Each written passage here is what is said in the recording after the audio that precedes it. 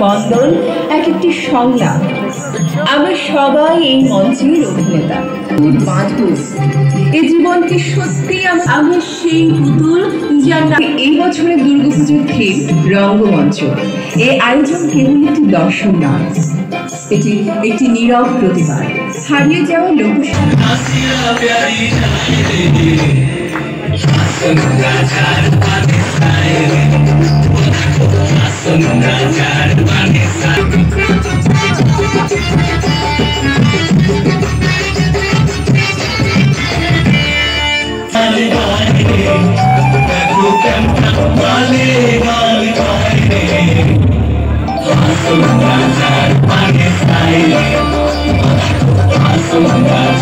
Panis